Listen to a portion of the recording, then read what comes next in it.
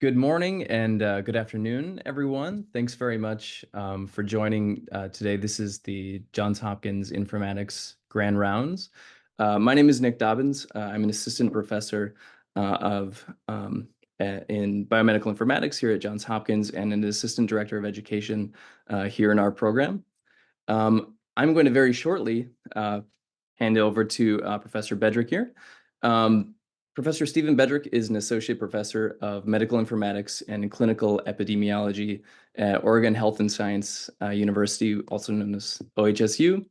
In addition, Dr. Bedrick has appointments in the Center for Spoken Language Understanding and Computer Science and Engineering graduate program. Professor Bedrick has a bachelor's degree in biology from Colorado College and a PhD in biomedical informatics also from OHSU. And his research explores the use of natural language processing, or NLP, in the context of assessment and screening for neuropsychological disorders, augmentative communication, information retrieval, and knowledge representation. In addition, Professor Bedrick also teaches courses on sequence analysis, information retrieval, data visualization, NLP, of course, and ethics in AI. So I'm very excited to hear this talk. I think a lot of folks are. So please help me in welcoming Professor Stephen Bedrick here. And Stephen, I'll hand things off to you. Thank you so much for that really kind intro and for the invitation. It is such a pleasure to be here. We were talking earlier. I spent a really nice summer as a postdoc at Johns Hopkins and really enjoyed my time there. And it's just a really wonderful place. So anyway, thank you all. And I have the preliminary slides that I'm supposed to include for the CME thing. The biggest and most important one is I do have a disclosure, which is I do NLP consulting for a company called Simulconsult. I wrote their systems NLP pipeline. It does not in any way, shape, or form even use large language models right now, so it has no overlap with the content of this talk. And our learning objectives are for today, we're going to develop some intuitions around the method of operation of LLMs and see how that gets us some of their limitations. We're going to talk specifically about using LLMs for automatic text summarization in clinical contexts. And we'll also talk about how we might go about evaluating text summaries and see how that intersects with some of the limitations. Okay, so my talk then is about LLMs and the use of biomedicine, intuition, limitations, evaluations. I love to start off talks about LLMs with this snippet of one of Bruegel the Younger's paintings about alchemy, which was all the rage when he painted it. And I love it because he was making sort of an allegorical point about how chaotic the world of alchemy was and how it was perhaps not a very respectable undertaking. And I love that it's like a snapshot of our field, right? We've got people over on the right pointing at the literature saying, we did this all in the 80s. Why is this new again? We've got people on the left working on them, with duct tape and chewing gum and their clothes falling apart, so absorbed in what they're doing, they're setting the building on fire. We have people in the middle making, gleefully making up new methodologies, while in the back, the kids are getting into the closet and causing all kinds of trouble. So I love it. It's a snapshot of our field, the chaos of where we're at. And sort of to set the stage, since 2019 or so on the kind of main stage, we've been starting to see more and more stuff about AI and large language models, what had been a very obscure kind of subfield of natural language processing that when I told people I worked on language modeling until 2019, nobody outside of, even within computer science, people didn't always know what I meant. And really entered the main public awareness with this New Yorker article about OpenAI's GPT-2 model. Within a few years, the public discourse had moved from deep thoughts of the future to some fear, as we actually saw what these models did in practice in a remarkably short period of time. That transitioned from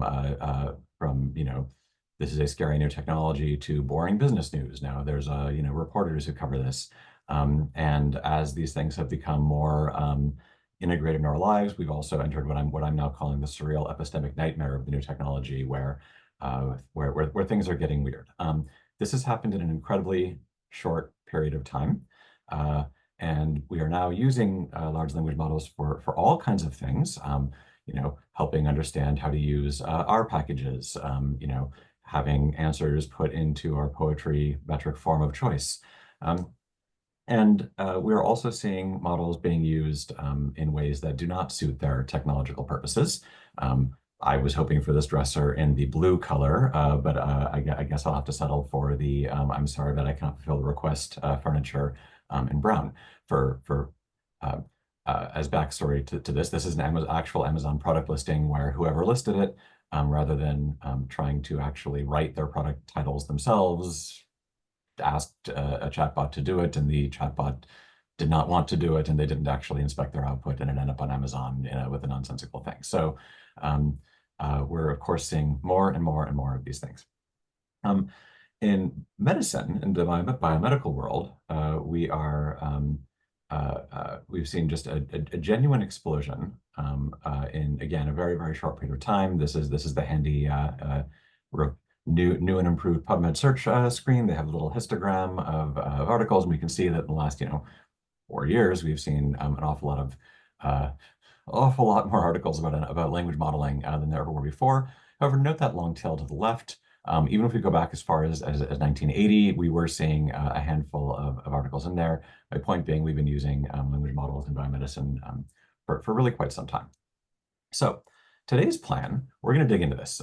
First, we're going to talk a tiny bit about me, but Nick gave you a really nice intro, so I'm actually not going to spend much time on that. We're going to talk about what even is a language model, because this is something that we throw this word around so much. I've thrown it around a lot already in the 2 minutes I've been talking, and have not actually defined it. And I find that many of us actually are a little bit fuzzy on what they really are. So we're going to start at the beginning and talk about what language modeling even is, and then what differentiates a regular language model from a large language model. This is, of course, the jargon that we're hearing so much of. And large implies a not large, and so we'll talk about both. And then once we've seen how they work and what they do at a more fundamental level, we'll talk about what that means for how we might actually want to use them. And then, of course, how we would evaluate them. And we'll close with an actual case study of research that I'm working on right now around using them to help summarize clinical documentation. And we'll see how there's some challenges with doing. Okay, so as Nick said, my background's in biomedical informatics. I also have done additional postdoctoral training in NLP, including my stint at Hopkins, and I'm associate professor at OHSU. And through a clinical lens, I work on analysis of EHR data for a variety of purposes, but then also my other hat is about speech and language disorders, and those are really two parallel tracks for what I do. And there's applications for computational techniques in both places. And then I always, because informatics is such an interdisciplinary field and we all wear lots of hats, I always also like to then, talk about computational work, information retrieval, adaptation of language models, which has become, of course, much more relevant lately, document representation, speech recognition, and of course, how we evaluate all of these things, which is very important, as we'll see. Okay, so what do we mean by language model? I'm actually going to back us up one step and talk about what we even mean by model, because this word gets thrown around so much. So in the most generic definition, a model, right, is a simplified, abstracted, formalized representation of a thing, right? Some of a thing, right? Very, very, very vague. And the important thing about a model is that we've taken our thing, we've removed certain aspects and gotten rid of them to simplify and abstract, and we've kept some things in there. And the other important thing to know about a model is models are always designed for a specific purpose, and that informs what we decide to abstract.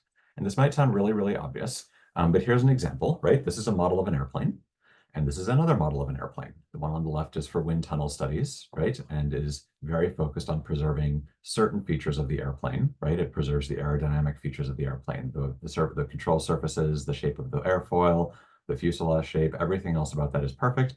Other things are not there. There's no windows, there's no landing gear. It might not be the right weight.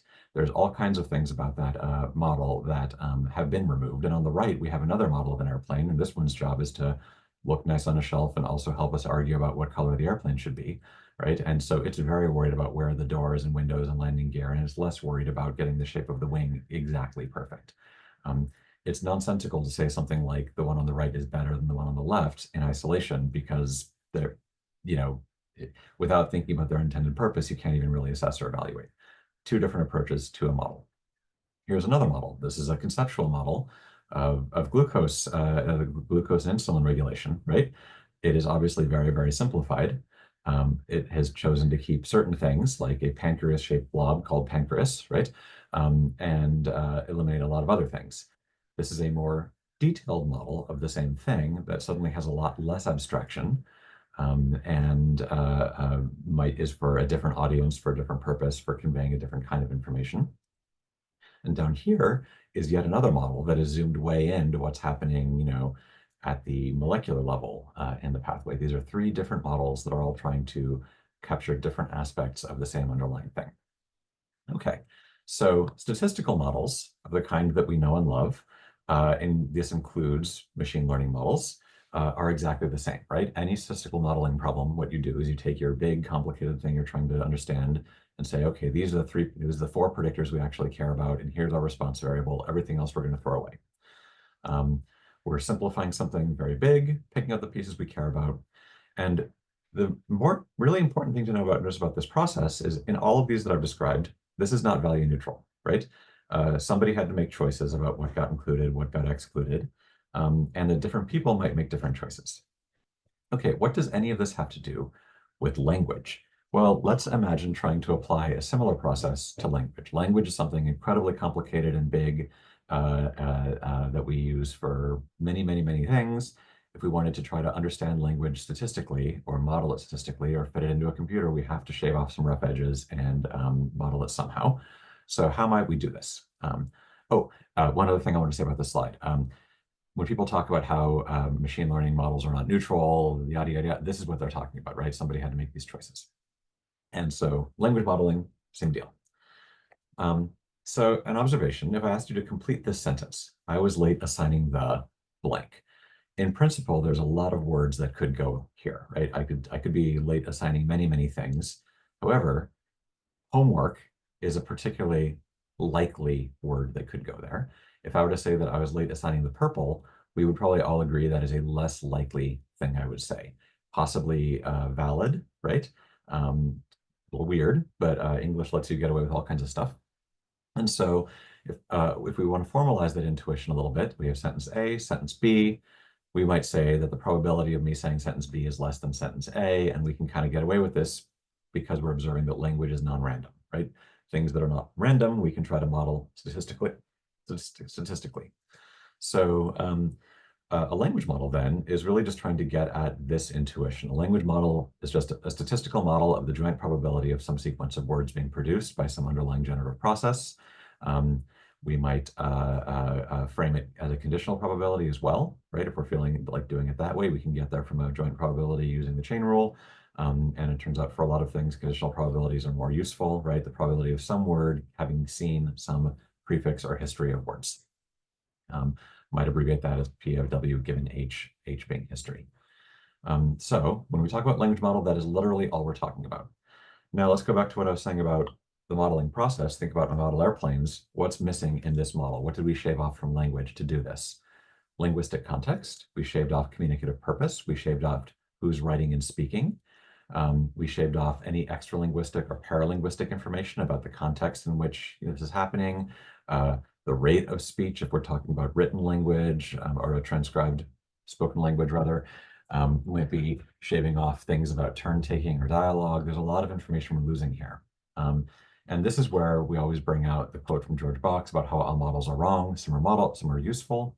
Starting in the late 70s, early 80s, people in computational linguistics found that this sort of approach to statistical modeling of language was extremely useful for many, many things. They spent less time focusing on what was wrong about it, like wrong in the descriptive sense, not the moral sense.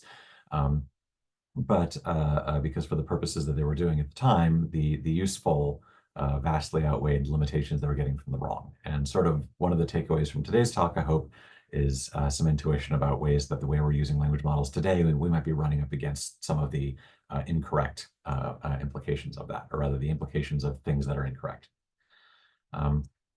So making a statistical model of language like this, important ingredients to doing this, just like any other statistical model, is you need a way to represent your problem domain to a computer. In our case, we need to somehow represent a history, a word prefix to the computer. We need some kind of decision function to help us compute what our prediction should be. And then we need some kind of data that we can learn distributions about so that we can, build something that we can sample out of. And this is the same as if you're doing a linear regression model for any kind of data analysis, right? There's nothing fancy about what we're doing here. And once we have a model like this, what kind of things can we do with it? Well, fundamentally, the two kinds of things that we've done traditionally in NLP with this sort of model is we've compared the probability of different strings arising from some corpus. So for example, if I have a speech recognition system and it has given me two candidate transcriptions, or a machine translation system going from English to French, and it's given me two possible translations, and I want to know which one is more plausible, which one's better, the reason they invented these kind of models was to help make that kind of disambiguation. You might say whichever one looks probabilistically more like a large corpus of the language in question. And that might get you, between a translation that is more or less idiomatic, right? Or a speech recognition system that has given you, a few candidate transcriptions, one of which is very, very fluent, and a few that are kind of word salad-ish. A language model like this would help you disambiguate. And then, of course, you can sample new strings. And this was something that was, to be totally honest, a complete sideshow in NLP for a very long time. It was a quirk of a side effect of this modeling technique. It was not a thing outside of toy examples, and it was really not a thing that we did very much with. But of late, of course, making new strings has become very, very important. So how might we make a model like this? The easiest way to estimate a model is always maximum likelihood estimation from counting, right? And so if we have a sentence that looks like this, and I want to know how likely is the to be the next word, that's where PAW given H comes in. We can compute a conditional probability by, the traditional MLE estimation. If I have the count of how many times in my data I saw the word following the history divided by how many times did I see the history at all, that gets me a rough estimate of the probability of that word coming next. So in this case, I would take my probability of seeing that divided out by the probability of seeing the prefix, and I would go look in my database of lots and lots of language, and I would say, how many times did I see this? How many times did I see that? Divide it out and make it work. As you might imagine, that starts to break down with longer sequences because I might be needing to compute this for sentences I've never seen. And it also might be the case that I need to keep around an awful lot of data to do those calculations. And so very quickly, we may start making simplifying assumptions. Maybe I don't need all of the history. Maybe I can cheat.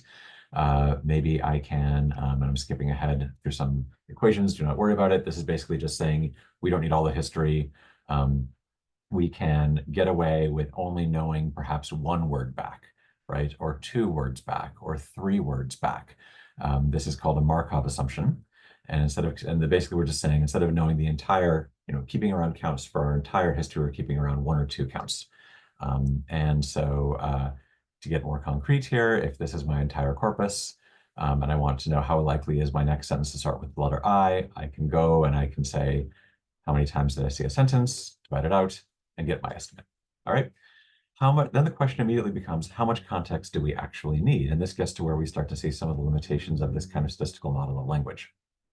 If we don't have any backgrounds around, if we just keep what are called unigrams, single word frequencies, and start sampling new sentences, we get something like this. I took the text of Pride and Prejudice and trained a very small toy count-based language model and told it to generate some text.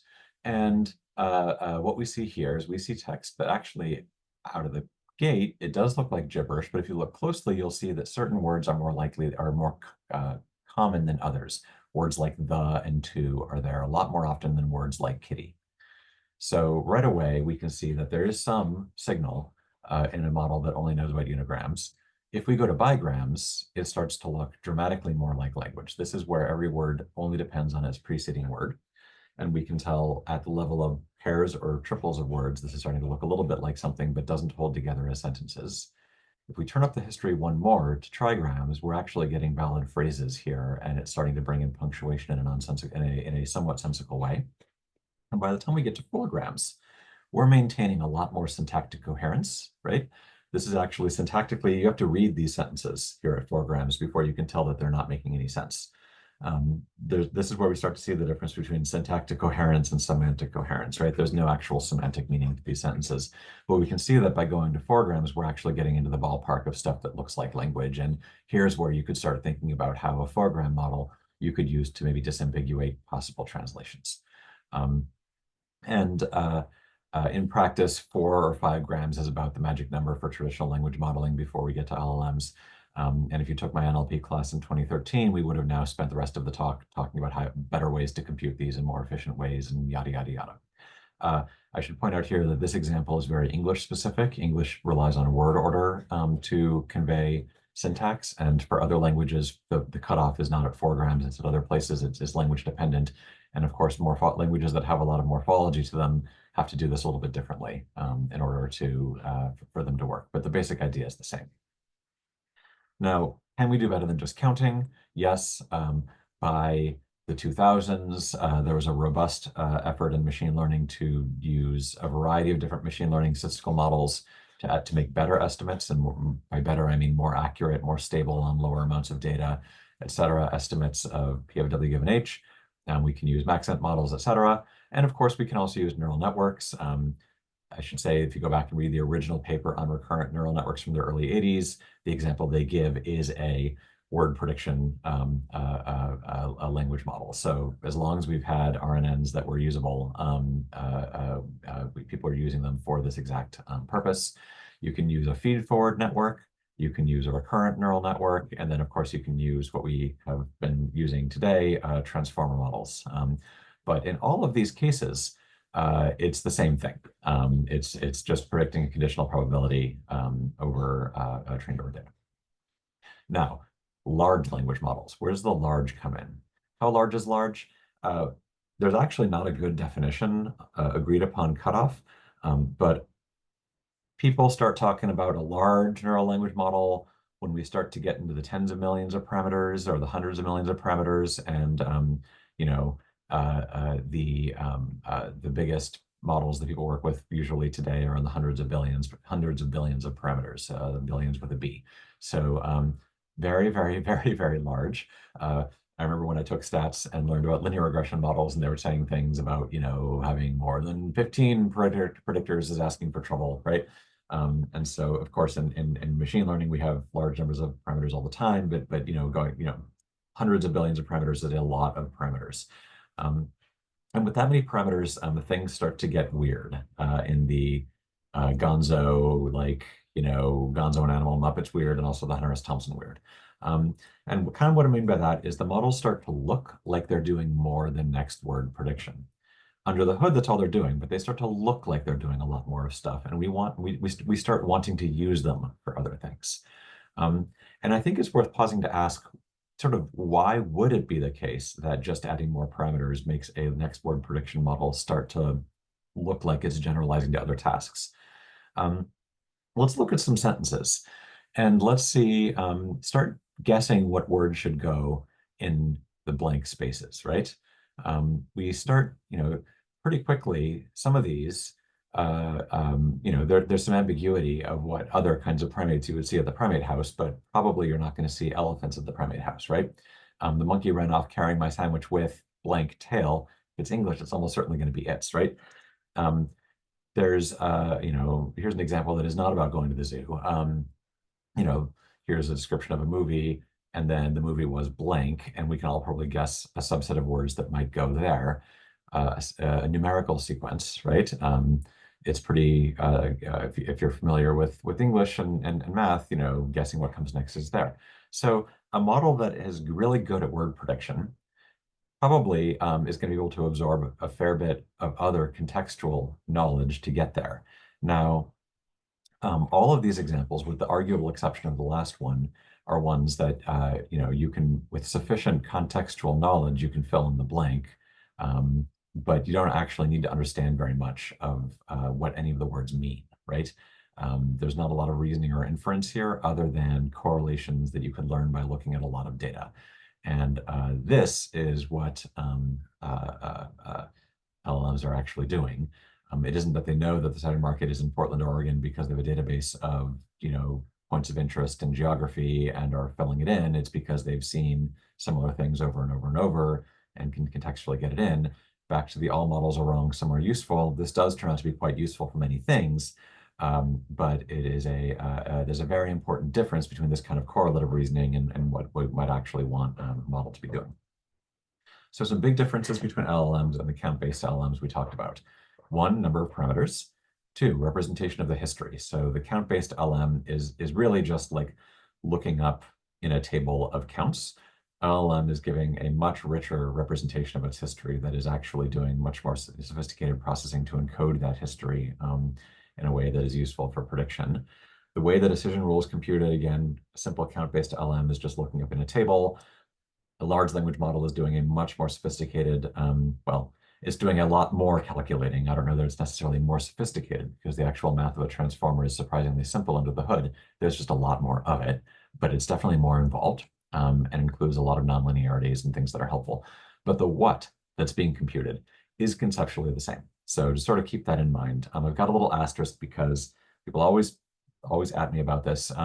Yes, when you train, the way that you train a large language model does have a little bit of extra stuff that goes into it, but the actual, most of what's actually going under the hood is just the token level prediction. So what did we not see now that we've looked under the hood? What did we not see? We definitely saw that there's no database or IR system under there. That in a classical AI system or even just a classical dumb database, right? We've got a fixed set of data elements that are encoded discretely and deterministically and completely, and then retrieved deterministically, and that's not what's there, right? The LLM is no explicit representation of the data. You can't open up the LLM and point to the page in memory where the fact about Portland, Oregon, having the Saturday market lives. If you do that to a SQL database, yes, if you go digging long enough, you'll find that chunk of memory. You won't find that in an LLM. And the, the consequence of that is it's extremely hard for us to reason about what might or might not be present in an LLM, right? There's a lot of us just throwing up our hands being like, it's in there somewhere, somehow, but don't ask me how, right? And that, of course, has implications for how we use it. One implication being that LLMs are extremely susceptible to frequency and recency bias, right? Things that they've seen more recently, they're more likely to have a clean representation of, and then they have much more stable predictions for things they saw a lot of and much less stable predictions when we're talking about things they've seen in that long tail of observations. Again, because their representations are not discrete. A database doesn't care whether it saw something once or 1,000 times. If it saw it at all, it's in there, right? LLMs don't work that way. The other thing that we saw is that LLMs are not performing reasoning or inference. People like to talk all day long about how their AI model has reasoned this or has made this decision or that decision, and that's not what's happening. It's just their entire view of the world is a sequence of tokens, and it's making another token, and it's very heavily conditioned on the preceding context, and that's all that's really happening. We also saw that the LLM does not have explicit query or output syntax. A SQL database or an IR system has an input syntax and an output syntax. It'll give you, if you ask a SQL database something in English, you get a parse error, and it's going to give you its output as a structured set of tuples, right? An LLM, its view of the world is input of tokens, output of sequence of tokens, and anything in there is gravy, right? You can train the LLM to expect that inputs are going to look a certain way and outputs are going to look a certain way. That's why its output is usually syntactically correct English, or is somehow related to the input that you gave it. It's because it was trained to generate output that looks a certain way. But that's very different from it actually having like hard constraints on that output. You can get that by changing some things about how you actually do inference with the LLM, but it definitely is a bolted-on addition, and it's not encoded into the structure of the model in the way that a traditional stat model is. And then closely related to this is the LLM has no delineation between the structural form and the content. It's all the same.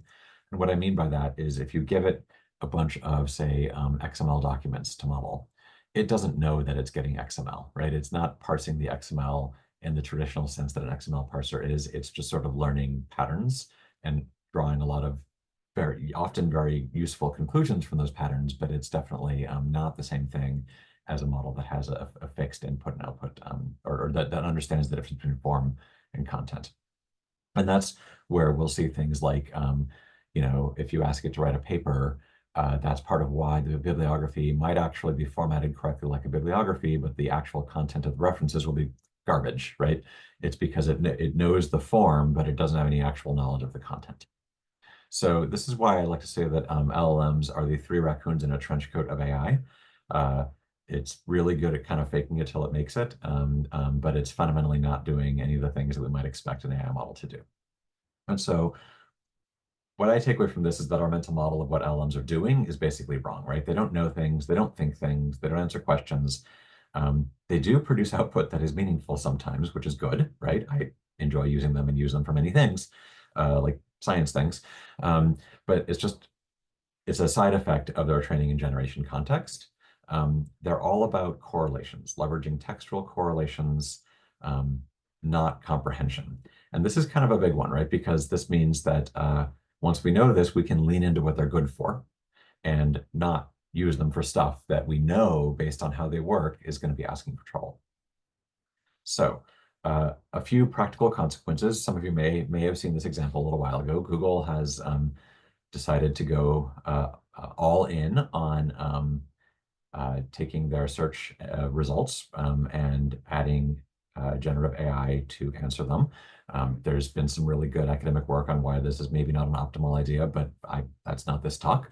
Let's just talk about the consequences of doing this. At one point, not that long ago, if you search for how to keep cheese from sliding off of a pizza, you got a little overview of boxes, a little overview box with possible suggestions, some of which make a lot of sense. Let it cool for a little bit, maybe mix some cheese into the sauce. I've not tried that myself. Add glue to the sauce. Adding an eighth of a cup of non-toxic glue into the sauce can make it tackier and help the cheese stick. That is what we like to call an incorrect suggestion. This will not help. And when this happened, some people on the internet noticed it and very, very quickly chased down where that data came from. It came from a Reddit post from 11 years ago, where somebody posted on the pizza subreddit about looking for this exact same thing. And there were several answers, the first one being quite sensible, and the second one being satirical. To get the cheese to stick, I like mixing in an eighth of a cup, blah, blah, blah, blah, blah. This person was obviously joking, right? We can read this and tell this is a snarky, satirical comment because you don't go to Reddit for factual information, you go to Reddit for people being snarky on the internet. The AI in Google does not know this. It doesn't care about this. It just knows that it saw text about cheese and pizza and learned to associate this text with that answer. This looks like a structured question and answer pair of the form that AIs see during, or LLMs see during training. And so Google's AI recapitulated its output. To say that it got it wrong is actually not the correct way to say, not the correct way to say this, right? Because that's imputing a lot of agency to the model that's simply not there. It doesn't have agency. It's not thinking.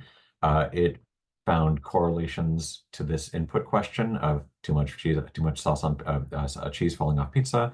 It found correlations with that string with things about letting it cool and less sauce, and also eighth of the cup. Note this was a very highly ranked answer, so it's possible that they may have taken that into account as well. I don't know all those details, but this is an example of what happens when we have an LLM that doesn't actually understand anything. It's making output that is perfectly plausible sounding, but as we can all tell, it is factually wrong.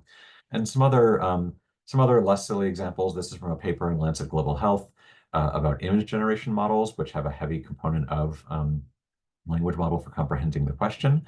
And they asked it to generate various kind of, global health themed images of the form you might want for stock photography for your web page or article. This is the prompt they gave here was Black African doctors helping poor and sick white children, photojournalism style. You'll notice the picture is of a white doctor helping Black children. Traditional African healers helping poor and sick white children. You'll note again, Dr. White, children Black. I don't quite know what's going on I love that it's basically Anthony Bourdain helping the children. This is crazy. Doctors help children in Africa. This at least, has Black doctors, but notice now there's a giraffe in the OR. This is, on the one hand, really silly and funny. On the other hand, this tells us something about the correlation that the model has learned, right? They in the paper talk about just how many tries they had to do to get the model to actually generate, in the first examples, a Black doctor helping white children, and it just would not do it. Again, because it's reflecting its training data very, very, very literally. And of course, this has healthcare applications and other applications. This was a wonderful article, and this was actually screenshots from a great Bloomberg article where they did probing on GPT 3.5, showing that it had learned a lot of demographic biases about occupations, where they would give it, different job titles and different demographic groups and ask it about like, hey, who'd be better at this versus that? And it learned some really strong associations. People have looked at similar things in more healthcare contexts. This is a probing study where they asked, I believe they did GPT-4 in that one, about different kinds of sort of racialized medicine tropes, I guess you could say, and asked about different models. Oh, I'm sorry, they assessed a variety of different models. And saw, how much are they likely to recapitulate stuff? The classic one about EGFR for Black patients versus white patients. The models had all learned from their data to recapitulate the stuff that now we know not to be teaching in med students. And then this is a great paper that did demographic probing on a diagnostic model that was trained to take in a note and predict diagnoses.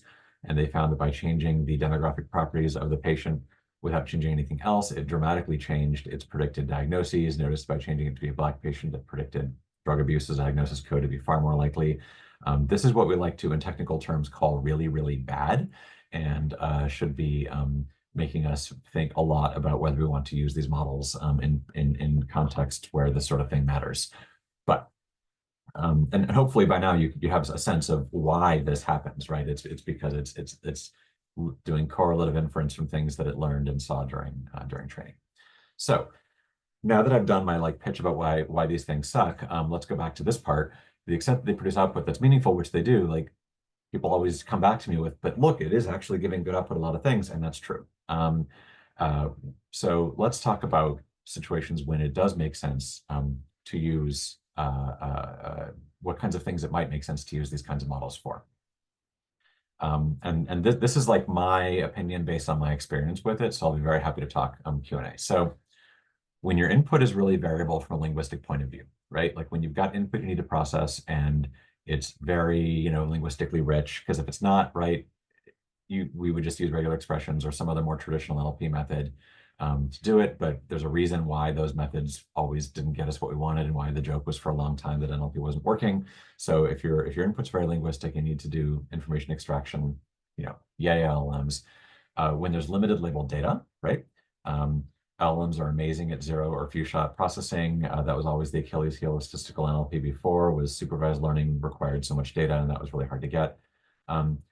This is a big one. When the answer that you're needing to extract or understand is really grounded in the input and its associated context, when it doesn't require exogenous factual knowledge. Go back to, these aren't databases or IR systems, right? So, but if you're asking it in this sentence, what medications are mentioned, that level of grounded questioning, they do tend to do extremely well at. If the answer doesn't require indirect inference, when the answer is not inherently subjective. This is one reason why LLMs being used for, say, moderating social media content or identifying toxic input is problematic, right? Is the same reason that regular machine learning models couldn't do it. It's because that's a fundamentally inherently subjective task, and asking a computer to do something that humans can't agree on is like a nonsensical thing to try and do. When you want textual output, obviously, and if you have some kind of meaningful way to validate and evaluate the output. Basically, LLMs are not a get out of informatics free card. We all wish they were, but they are not. All of these things we would have needed to do for any informatics project before LLMs, and we have to now. Okay, so now let's talk about a case study. This is a case study. On the left, we have alchemy. On the right, we have science. This case study was about trying to get as close to doing science with something that is fundamentally an alchemy problem as we can get. I also like to call this Stephen breaking his rules for using LLMs, because as we'll see, like the things we're trying to get the LLM to do here with summarization do require exogenous factual knowledge and do require a certain amount of subjectivity and reasoning. And we see what happened, or we will see what happened. Okay.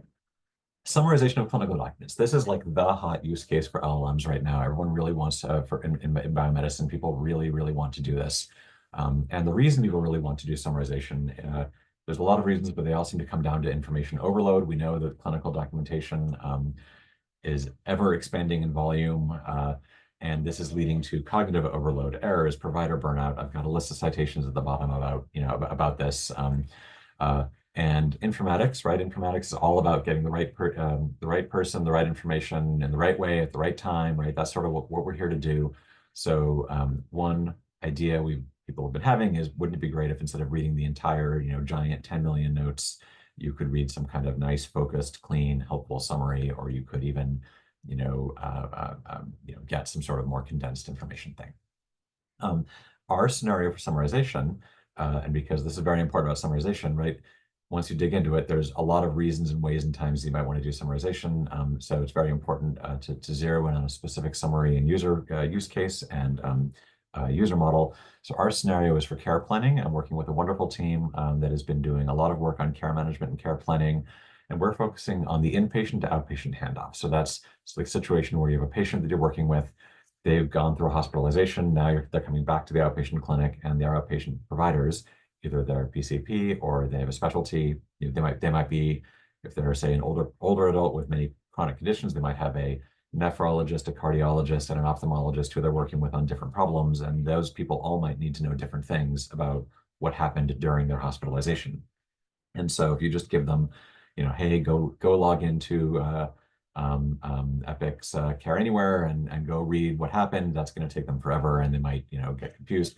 So that's who we're kind of trying to support here. And the team that I'm working with has a really, really cool informatics intervention called Care Management Plus that they've been doing for a long time around this use case. They have a very well-established set of tools for working with structured data, but it ignores the unstructured components of the EHR node. And of course, we know that that's where a lot of really important information happens. A lot of things don't get documented in the structured parts of the record, and then also both in terms of like factual stuff that happened, but also kind of the big picture story of what happened during the hospitalization frequently is not clear from the notes.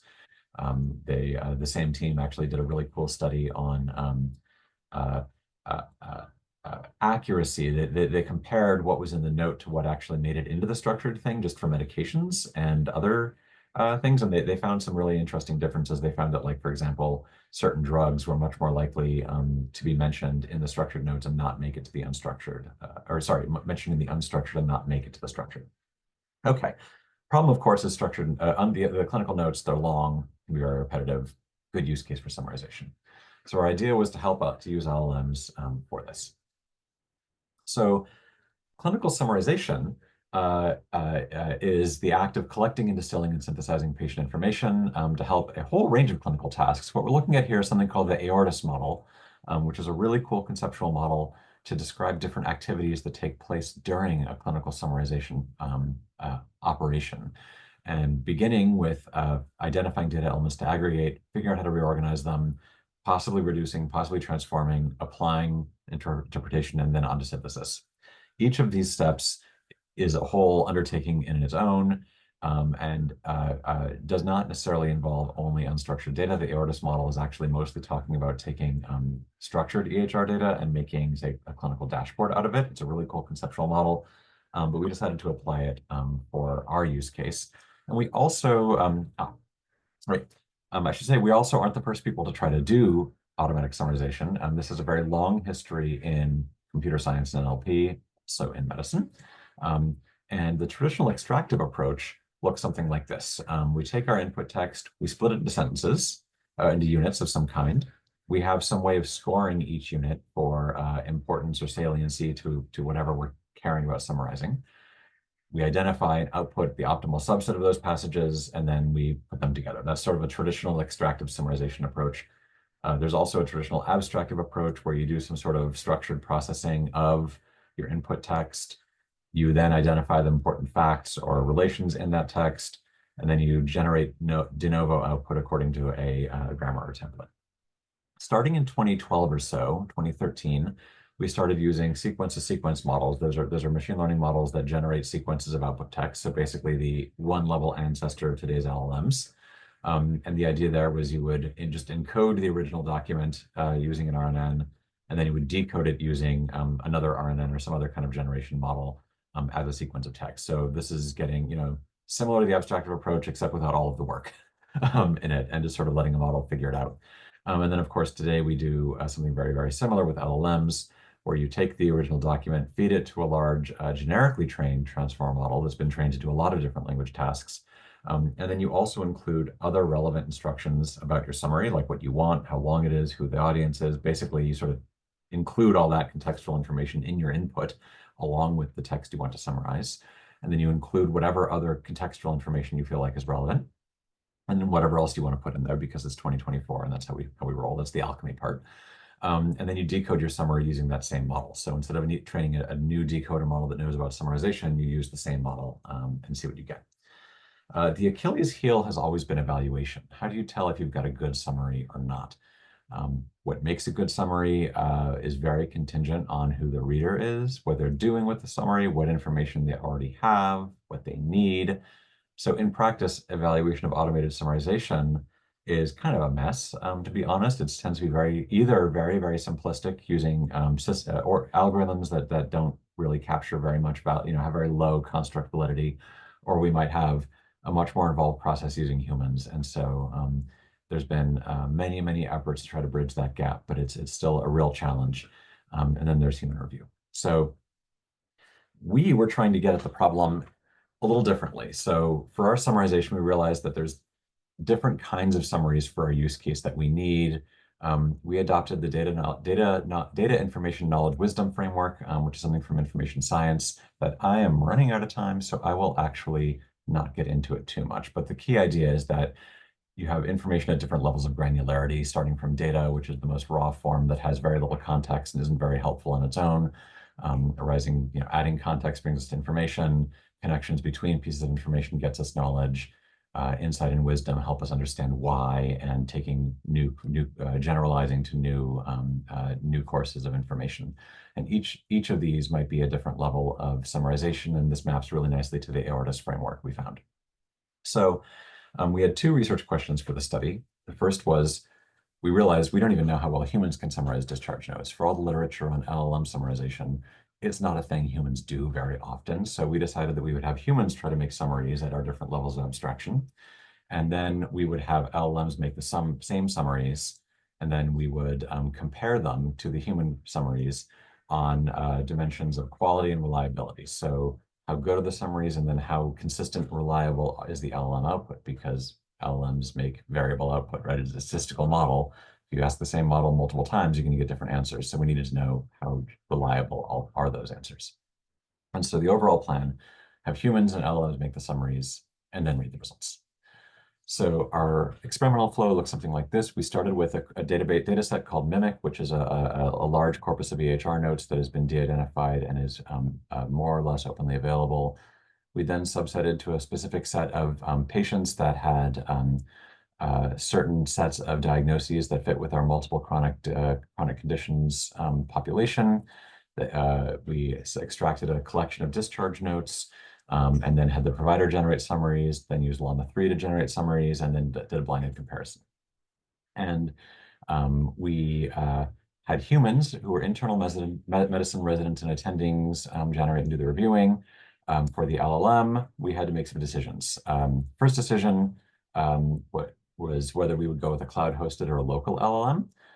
There's big data security and privacy considerations here. Option one is using a local model where all data stays on our computers. No data privacy concerns, some functionality concerns, because until very, very, very recently, we didn't have a lot of compute at our fingertips. And the other option is to do something cloud-hosted, where the provider sees data at inference time, right? That's the catch. You have to send the data to OpenAI or to Microsoft or whoever, and they see the data.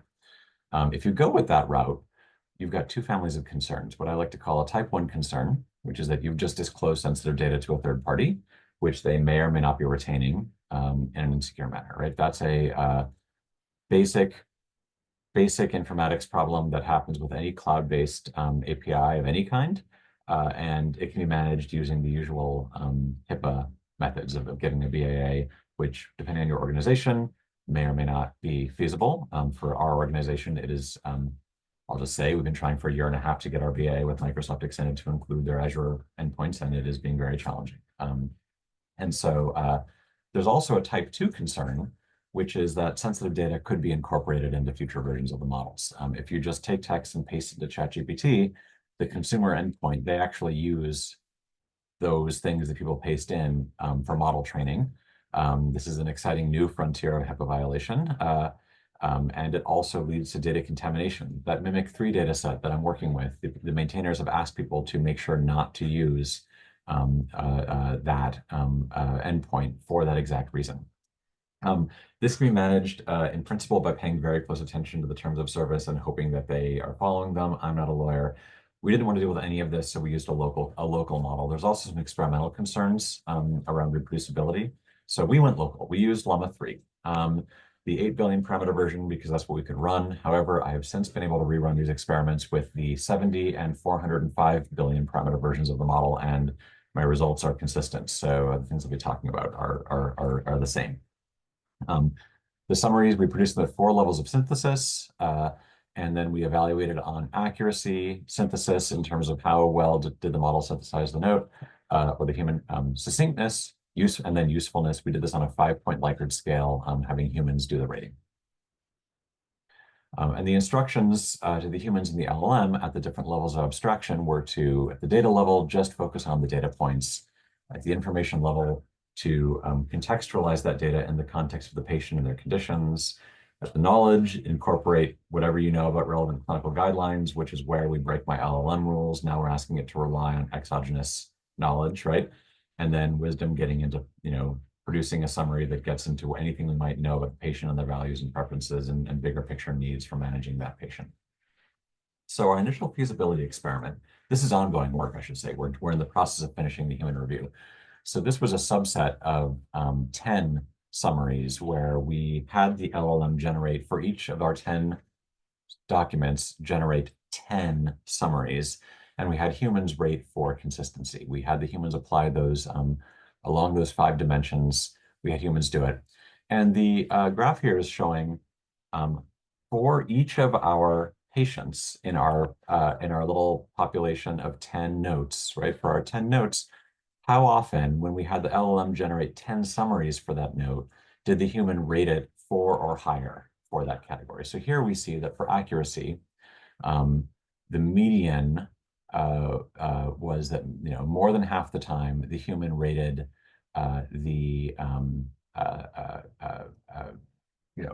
rated for accuracy 4 or higher at the data level. But notice this amount of variation, right? That there were times when the human rating was low. The takeaway from this plot is that variability is a challenge. When you have LLMs generate summaries, sometimes the summaries they make are good and sometimes they are not good, even for the same input, is sort of the takeaway from this. I would say I'm comfortable saying most of the time they're fine, by our definition of fine, but it is variable, and that's an issue. That is definitely an issue, and that the variability, gets worse as you ask it for a more kind of abstract summary. So that was that was one takeaway, which we're now looking into more about how do we quantify that variability and how do we measure it. And then comparing human-generated summaries to computer-generated summaries. On the left, we have the human ratings, and on the right, we have the human ratings of human summaries. On the right, we have human ratings of AI-generated summaries. And what we see is for the data level, there's a big difference in succinctness, right? The AI was much more succinct. Otherwise, we have less of a difference across our different dimensions for data level. As we go to other levels of abstraction, though, we say it becomes much more variable. The accuracy goes down. The usefulness goes up, which is good, but the accuracy is far lower. So the usefulness is kind of a bit of a fuzzier, more subjective rating. And then by the time we get to wisdom, it's kind of consistently worse.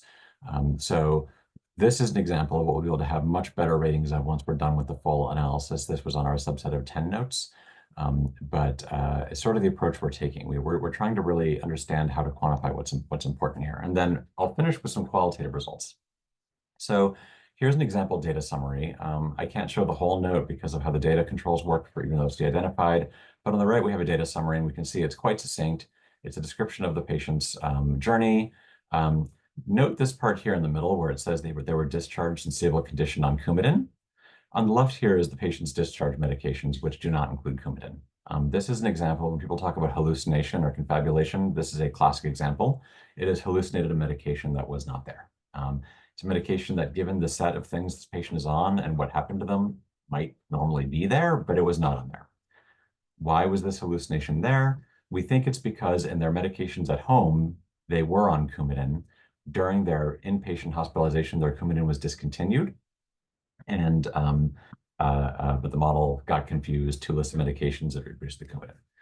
It did this a lot. Here's another variant from the same, another summary from the same note, generated from the same note, mentions Coumadin. Another mentions that they're on Coumadin. 3 out of the 10 samples made up that they were still on Coumadin at discharge. When we go up to the information level, some of them even make up little stories like following the procedure. He was started on Coumadin. He was not. He was stopped following the procedure. So it really wants to hallucinate. I've repeated this now with a 70 billion, and yesterday I finally could do a 405 billion parameter model, and it was way wrong. Still did it. And then here's another example where it hallucinates a baseline oxygen stat that was not there. It was from the past medical history from another hospitalization. And it was wrong a lot of the time about that. So basically, LLMs can generate good-looking summaries, and they're even mostly accurate, but they're stochastically inaccurate in ways that matter. I like to say this is the AI we got from, if you've seen The Good Place. And so where we go from here, there are ways we can improve our prompting that I think will help, but I think, fundamentally, this is a problem of the LLM being an LLM. My real takeaway from this is evaluation is very critical. The ways that we were measuring our evaluation were not complete. You really have to look at your data when using these things. And then the fundamental problem is that LLMs are LLMs. The model is not actually understanding, it's producing output, and that's a really important thing to remember. Okay, so I did go longer than I wanted to, and I apologize, but I'm 1 minute under my hard time limit. I will happily take any questions, and I can stick around to chat. And I also want to thank the rest of my team who's working on the project with me. So with that, I will stop sharing and happily take questions. And I do apologize for talking a little bit longer than I should have. Oh no, this is great. Thank you very much, Dr. Bedrick. One thing that I find really interesting is, there's a recent article from Peter Sovolitz from MIT CSAIL that kind of talked about this idea that we're currently treating the study of LLMs as if it's a natural science, right? It's almost like cosmology, right? We have these large companies with resources. They train these extremely large models, and we poke them, ask them questions, and see what they do. But we don't really understand internally very well, how they're storing this information. We think it's akin to, some sort of data compression algorithm, but we don't quite fully grasp that. And my thought is, because of that, they hallucinate. We don't understand why, and so on and so forth. My first thought in reading that was, well, we take advice from humans all the time. I don't understand how humans store knowledge necessarily, and sometimes that information, that advice is wrong as well. I think that's the devil's advocate, but anyway, I'd be curious to get your thoughts on this area. Yeah, that's I think a really good question. There's a very good question, and that people bring up that point of view a lot. And yes, it's true that humans frequently are wrong, and also we, ask things of humans that we don't, understand how humans learn and understand. But I think there's two kinds of differences there, or two important differences with humans and LLMs in that case. So first of all, humans, we have a really solid mental model of humans and how humans work and how humans learn and how humans know things. We know how we learn things and know things and what we do know and don't know, and we kind of generalize that to other humans and what they do and don't know. And that lets us make like good predictions about when a human is going to be wrong or not wrong, right? We know the kinds of things humans are wrong about. Here's an analogy with self-driving cars, right? Humans are terrible drivers. We all know this, but we have really good intuition of what kinds of situations humans are going to be good or bad drivers around, and we kind of we build up a mental model of when another car is likely to, what other cars are likely to do.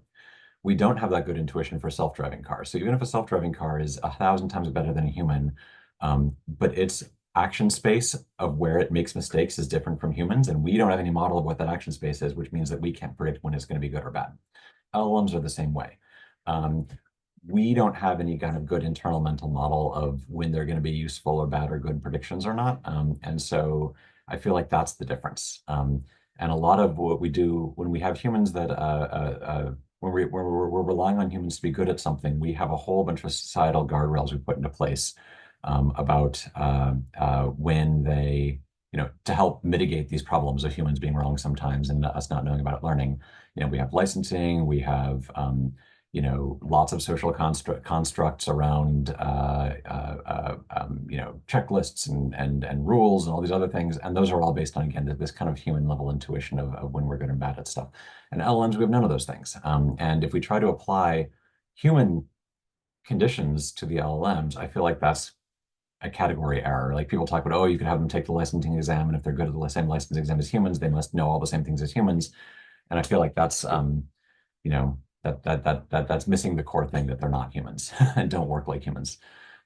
So that's sort of where I come down on that. Is it comes down to mental models. We don't have a good mental model of how LLMs work. Right. Yeah, that makes sense. Thank you. I think we have time for one more question. Again, I apologize for folks who asked, and hopefully maybe we can in the future maybe follow up with Dr. Bedrick with those. Please. But, I'll just read the first, and then maybe we'll wrap after that. So one question asks, so what makes an LLM useful for a biomedical education, say decision support? One model that kind of looks like what you've described is the Isabel model, but that is based on bibliometric probabilities from composed text, as opposed to the DX-Plane model that is based on clinical data. Mm-hmm. And that's where the question ends. So does that make? Okay. Well, yeah. So one thing that I would get down to with you, so you can think of useful in a couple of things. You can think of it in terms of the intrinsic properties of the model. So something like DXplain, we would say is useful because it's explicitly representing clinical information. If I'm thinking of the right DXplain, right, the classical expert system knowledge base for diagnosis, right? And then, you could also, the analogy would be a language model that's trained on, up to date, right? If you took all of up to date and like trained an LLM to memorize everything up to date. But then the other piece to useful is like validating it for the use that you're actually putting it to. And that's where you would have something like some kind of standardized battery of questions or something, and that gets to the question of how you evaluate it and measure it. Um, and For me, what I would say would make it useful would be like if you can show that it reliably is giving good answers. For medical context, the other important pieces would be consistency, given the similar questions, giving actually coherent similar outputs. And then the third piece would be knowing limitations of when it doesn't know something, right? And being able to output that. That last one's a big challenge with LLMs right now is they'll give you an answer, right? It might not be the right answer. So having something that actually knows when it doesn't know something would be another important desideratum. I hope that answered the question. Yep. I think so. And again, hopefully folks with other questions can have a chance to follow up later too. So just in the interest of time, I think we should kind of Okay. wrap here. I want to thank Dr. Bedrick one more time, and please join me in doing so. This is a great talk. Thank you very much, everyone, for joining, and we'll see you again next month. And thank you again, Dr. Bedrick. Thank you so much. And please send me if people have questions we didn't get to, please send them to me, and I will be happy to reply over email. Okay.